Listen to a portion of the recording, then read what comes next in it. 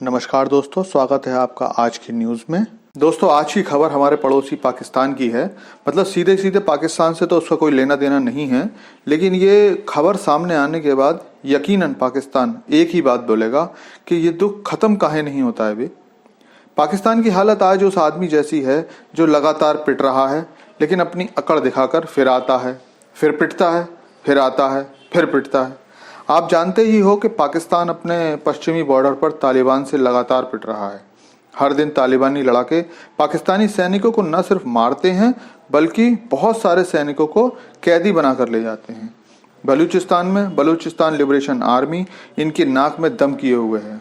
लगातार वो सैनिकों को ही नहीं, अफसरों को भी मार रही है, और वो भी जहां चाहे वहां मार देती है। आर्थिक हालत इस स्थिति में है कि आटे की कीमत 400 रुपए पर केजी से ज्यादा है, लेकिन भारत को धमकी देना अभी भी नहीं छोड़ा है, भले ही धमकी देते हुए टांगे काट। अभी हाल में ही कश्मीर में पाकिस्तानी सपोर्ट से हुए आईईडी ब्लास्ट में जो जवान शहीद हुए, उसके बाद इनकी सिट्टी पिट्टी गुम हुई पड़ी है। हर अफसर, हर नागरिक भारत के जवाब के इंतजार में रातों को सो भी नहीं पा रहा है शायद। लेकिन इनके आर्मी चीफ आसिफ मुनीर बड़ी बड़ी बातें कर रहे थे। हम तैयार हैं, अपने देश की रक्षा के लिए तैयार हैं। एबटाबाद में एक सेरेमनी में बोलते हुए मुनीर भाईजान बोले, हम भारत द्वारा अवैध रूप से कश्मीर में कब्जा करके कश्मीरी भाइयों के ऊपर हो रहे जुल्मों के खिलाफ हैं। और वही ब्ला ब्ला ब्ला बातें इतनी बड़ी बड़ी कि अगर लड़ना पड़ जाए तो हथियार नहीं है। और आज तो यूक्रेन ने भी इनके हथियारों को कूड़ा बताकर बेइज्जती कर दी। आपको पता ही होगा, दरअसल पाकिस्तान यूक्रेन को गोला बारूद, गोलियां और रॉकेट लॉन्चर वगैरह भेज रहा था।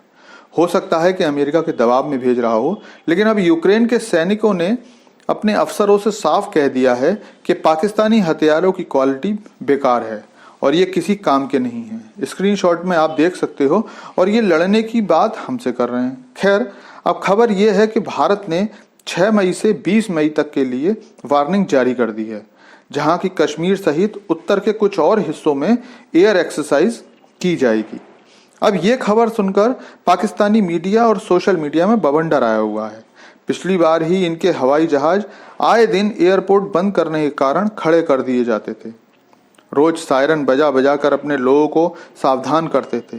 काफी समय तक रात को लाइट जलाने पर पाबंदी थी।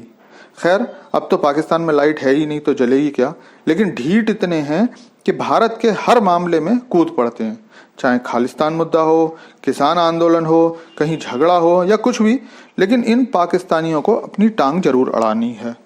दूसरी खबर भी कमाल की है। भारत ने एक अलग ही रिकॉर्ड बना दिया है। दरअसल आप जानते ही हो कि रूस यूक्रेन युद्ध के बाद कच्चे तेल की कीमत आसमान छूने लगी थी।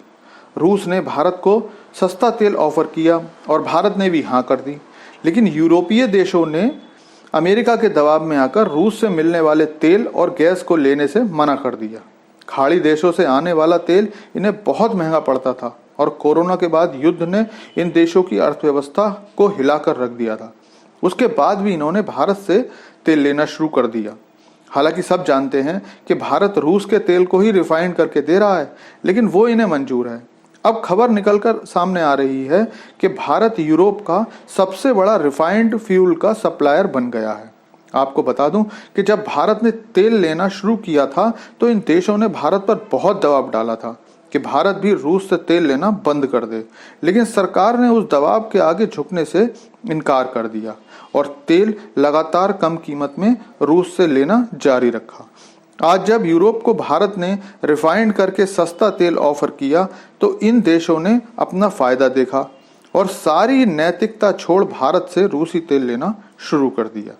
अब एक रिपोर्ट के अनुसार यूरोप ने अप्रैल महीने में हर दिन औसतन 3.60 लाख बैरल से ज्यादा रिफाइंड फ्यूल भारत से खरीदा, जो सऊदी अरब से खरीदे फ्यूल से भी ज्यादा है। इस तरह का व्यापार भारत को भी खूब रास आ रहा है, क्योंकि इससे अर्थव्यवस्था को बड़ा सहारा मिल रहा है। लेकिन यूरोप के लिए यह स्थिति अजीब हो गई है, क्योंकि वो तेल तो भारत से खरीद रहा है, लेकिन अप्रत्यक्ष रूप से रूस का ही तेल खरीद रहा है और रूस को युद्ध में मदद भी कर रहा है। खैर, हमें क्या, हमारी जेब तो खूब डॉलर से भरी रही है, तो खरीदते रहो। आपसे अनुरोध है कि ऐसी ही जानकारियों के लिए हमसे जुड़े रहिए और चैनल को सब्सक्राइब कर लीजिए।